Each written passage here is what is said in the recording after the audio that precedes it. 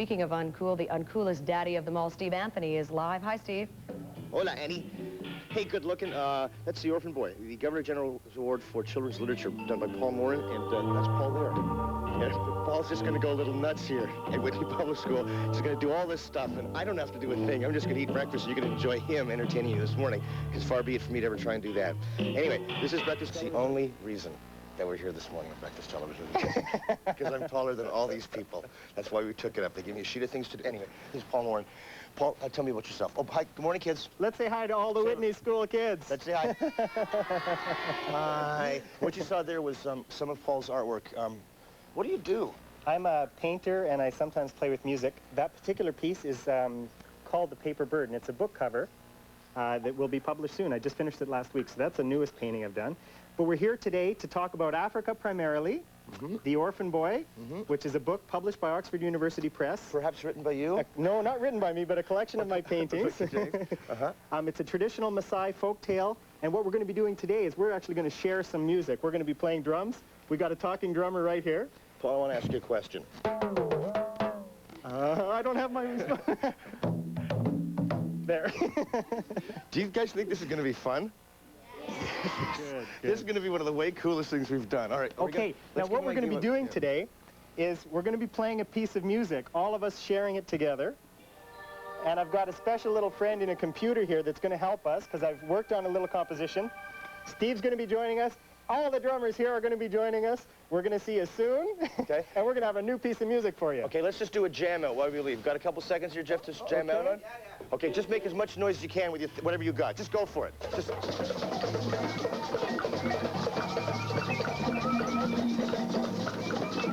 Keep going. Keep going. Paul was in control of it before. Give it a choice. Should he think to listen to me or him? I let him do this. He tells him what to do.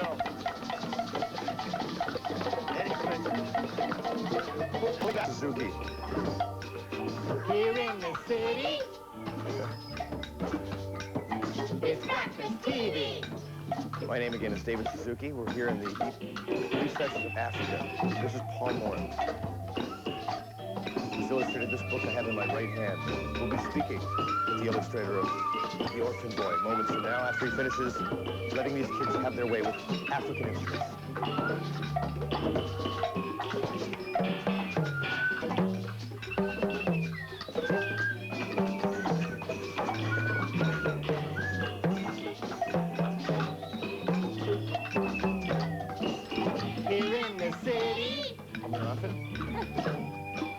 It's Breakfast TV.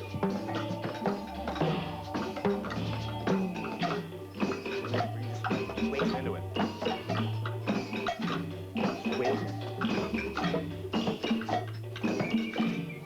Something else I discovered about public schools, they don't have clocks in them, just like Vegas.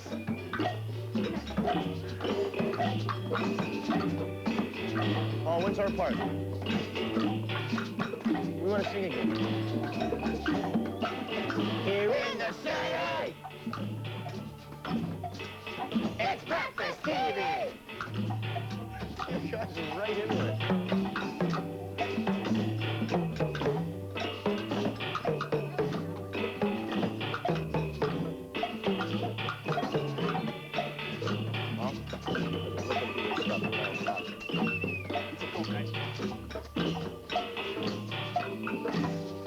Keep going. Just keep doing your thing. Louder, too, by the way. We're just going to chat. It's a pleasure to meet you. Nice to meet you. By the way, this is Paul's book, The Orphan Boy, which is one of the awards from the Governor General, right? It just won the award, yeah. Congratulations for your paintings. First picture book, too. Ever? Yeah, So you saw some of your artwork, which is on display. I want to let people know that. Yeah, at Mabel's Fables, Mount Pleasant Road, 662 Mount Pleasant. All the original paintings are on exhibit with the music, so I've got music to complement the show. People don't know that for every painting that you have, there's a piece of music that complements it, yeah. And you wrote this piece just for us, though, didn't you? Yeah, it's called Breakfast TV. Did you do revelry? We want. Did you bring all these instruments back yourself, or is this... Yeah, every time I travel, I collect instruments, and these are just a few of the things you've done. Okay, thank you, guys. You were wonderful. Absolutely. Give yourself a round of applause. Give me a round of applause. Give Paul a round of applause. Pedro! General Award winner, the Orphan Boy. And these are some of the paintings. And this is Paul, by the way, coincidentally enough. And you're showing the kids what here? Well, I'm just going to explain the process that I go through when I'm doing a painting. These are some of the drawings that I originally come up with when I'm thinking of the idea. In this case, this was for a book cover. Now, this boy's name is Adam, and he's the main character in this book. And what I'm doing is I'm designing a front page, the spine, and the back cover. So this wraps right around the book. Now, when I'm starting a composition, I'll take all the elements, and I'll do a few different versions of it to decide which one I like best.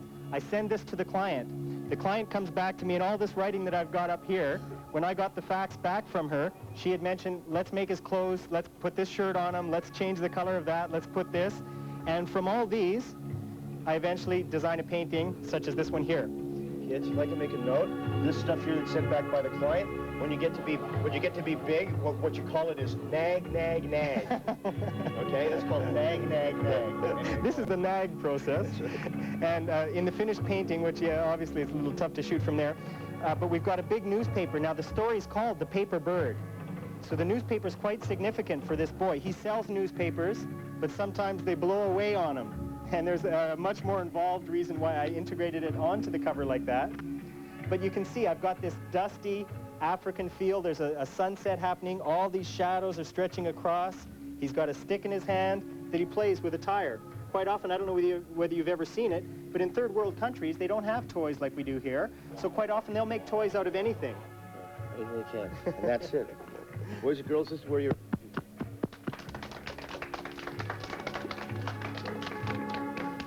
You're very talented, man. Okay, we'll be back. You guys, you don't have to go to class.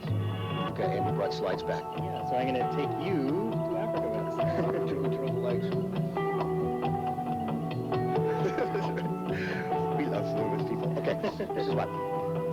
This is Masai Mara, just north of the Serengeti. And here we have an elephant watering hole. This is where elephants will pound out a hole in the ground so that they can smell water, and they'll pound out a hole in the ground to find it. Now, I'm just going to take you through some of the game reserves here. Secretary bird, herd of elephants, Masai giraffes. Now, across the whole savanna, you have huge, huge herds of animals. But of course, there are predators as well. Not all the animals make it. Hold on for just a couple seconds. All right. I noticed you licked your chops at that one. Ribs tonight. It's instinctive.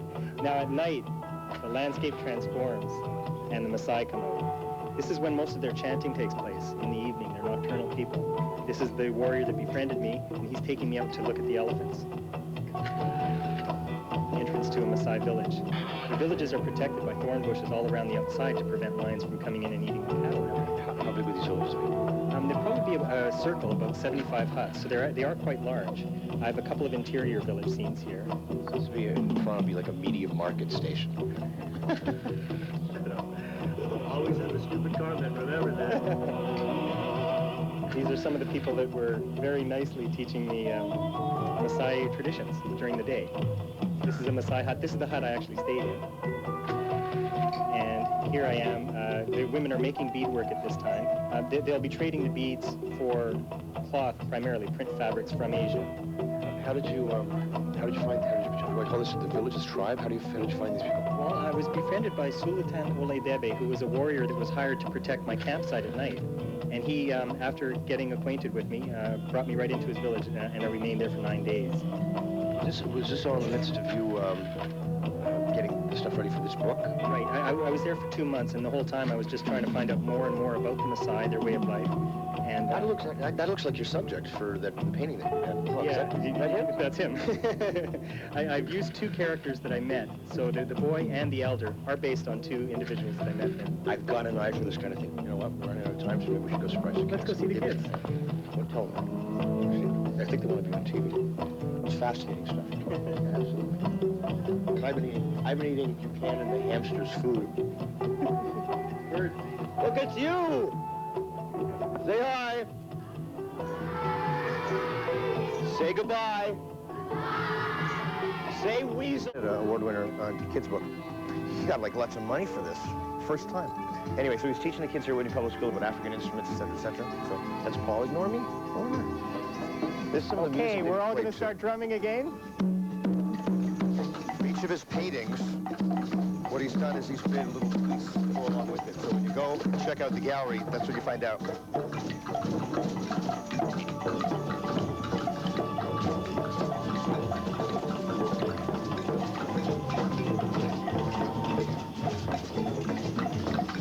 They're really into it, as you can tell. And by the way, Paul Simon has decided to use these kids from Whitney Public School on his next album. No longer feels the need to go deep into the heart of jungles of Africa for musical inspiration. He can come here.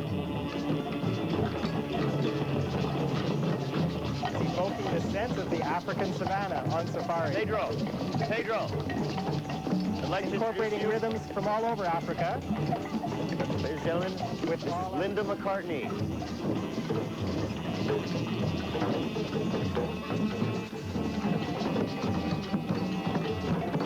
All right, I think you get the idea.